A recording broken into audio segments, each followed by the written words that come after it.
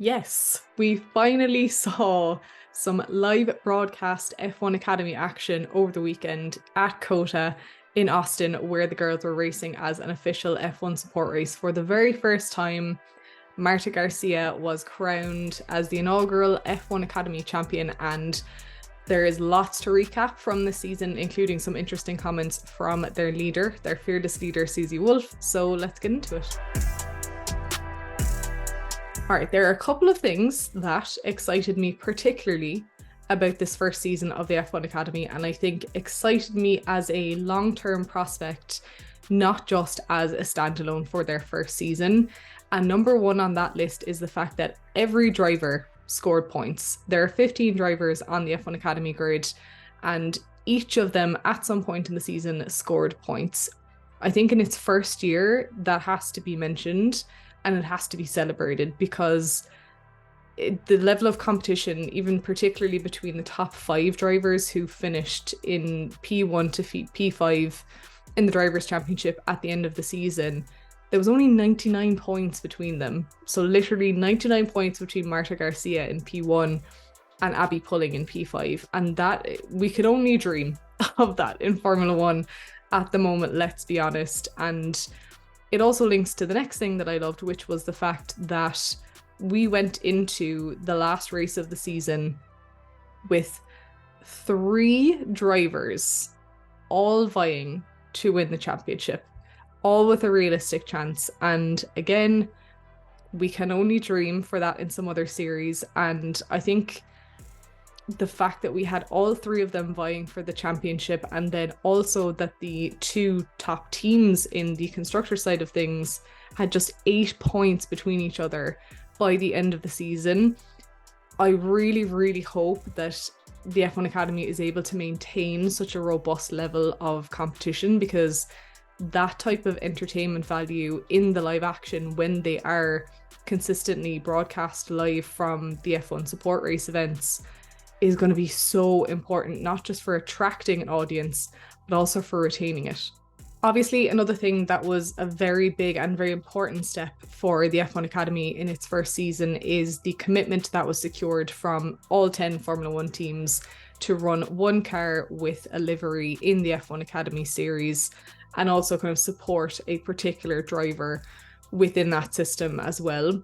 I think, as I've said from the beginning, there is a massive benefit to F1 Academy being developed under their wider F1 umbrella, because I genuinely think that that was one of the biggest challenges that worked against the W Series in comparison, is that they were trying to do it all on their own from scratch, obviously with investor support, but being within the F1 umbrella, family, whatever you want to call it, infrastructure, I think is going to prove vital for the F1 Academy to be successful in the future.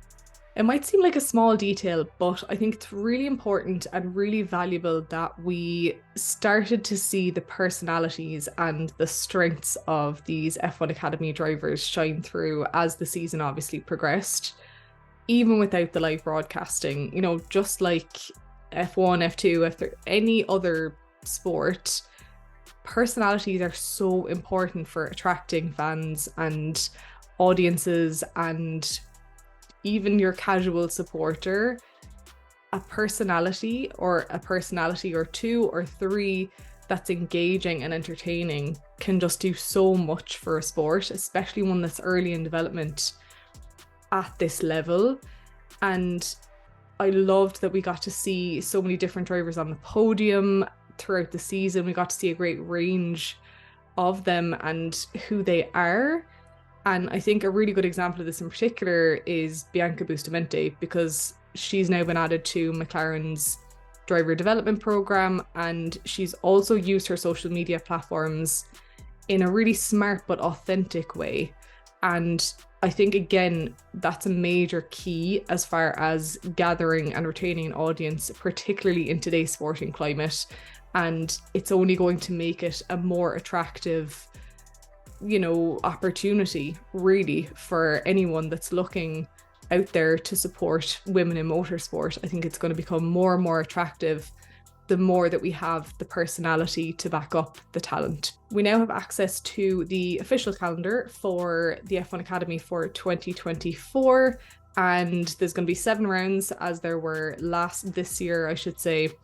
But as we know, it will now be operating as an official F1 support race, and that means obviously a lot more exposure. It means live broadcasting, and that's something that everyone has been shouting for literally since day one when the F1 Academy was announced. So I really hope that people follow up on that early enthusiasm and that it hasn't lost momentum, that if anything, things like the talent and the engagement that I just mentioned will help to continue bring in those audiences for the live broadcasts. And in a video earlier this year, I spoke about how the F1 Academy was, even if not being live broadcast, cleverly using its first season as a bedding in period. And I think the calendar announcement goes some way towards confirming that. There'll be a step up to include new tracks like Singapore, Miami, and Qatar. And I think one concern, I suppose, looking at the calendar that you would have is that there are some rather large breaks in between some of the races. So you're looking at up to 8 weeks between some of the events.